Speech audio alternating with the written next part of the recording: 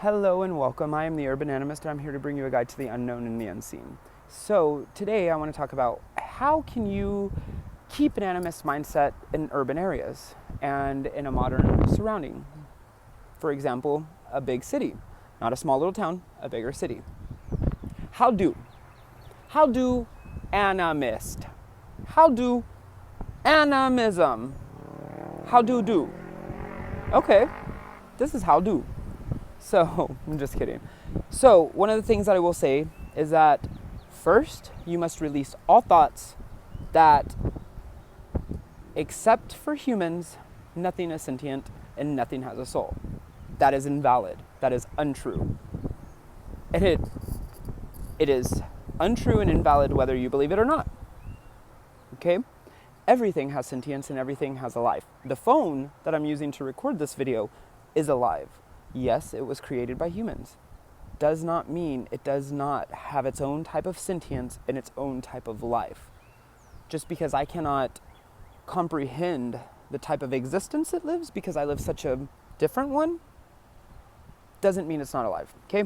This tree, this bald cypress, just because it has sat here unmoving for however long, does not mean it does not have a life, it does not have wants, it does not have needs, and it doesn't have aspirations. A tree's lifespan and time to a tree is completely different than time to you or me. The reason for that is 80 years could be considered an entire lifetime to me. 80 years to this tree would be but a blink of the eye. Or maybe a quarter of its life, okay? Our blink of the eye is even faster to the tree. So you get what I'm saying?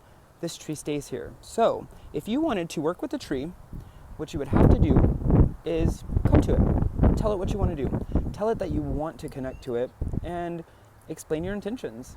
Eventually, you will start feeling what you should from it. And by what you should, I mean, you'll start feeling something. It'll be little knowings, it'll be little things that maybe pop into your head. And the more you work with something, the stronger the rapport you get with it, okay? Now, that's what I did with the river. Every time I would pass over on a bridge, I would thank it. I would thank it for the sustenance that it provides for the animals inside of it, and I would also thank it for the sustenance that it provides for the animals around it. Now, little did I know that its spirit listened, was watching me, was waiting for me to realize, and it showed itself. And it was Old Man Concho, the old man of the river, who I call Eafader, whatever, however you pronounce. One second, there are shells down here, and I collect the shells from the river.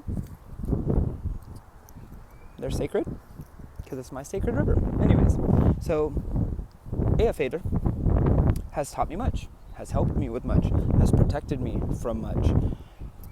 He's shown me other spirits that live with him and work with him to create this space that we live in. They have control over this space. That's just how it goes. Now, another thing, all you have to do is just bring offerings, anything. For like the tree, one thing you could bring, honey and bread. Set it at its roots. Let the animals eat it. That's a great offering. The tree will thank you because the tree is home to many animals.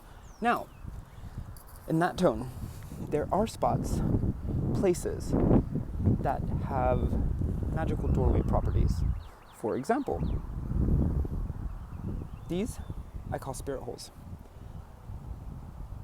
Now, there are always fae that live in them. Why is that? I don't know. It's just how it goes. There is always some type of spirit, whether you see it or not, whether you truly believe in it or not. And that's just that. Your belief in something only... Okay, how do I say this? Your belief in something, if you don't believe in something, all that does is stop you from ever experiencing or seeing it, right? But your belief or non-belief in something does not affect my belief. It does not show me what is true for me.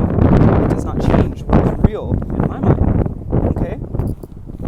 So, that's just it. There are many different spaces that are liminal. A river, the banks of a river is one. It's a sacred place. It is in between worlds. It is in between the land and the water.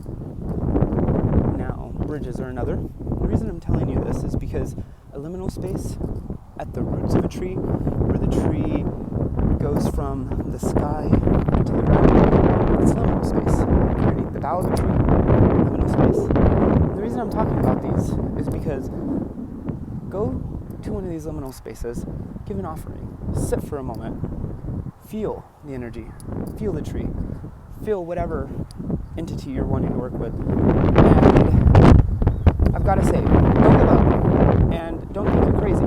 Shamans from all over the world, there are traditions where a shaman will go absolutely insane until they realize who they are and what they are. And then their lives will fall into place. Are you a shaman? Are you a being of the boundary? That's on you. Only you can say yes or no to that. But I'm the Urban Animist. I hope that I have illuminated some of the unknown and the unseen for you today. And I'll see you later. Bye, guys.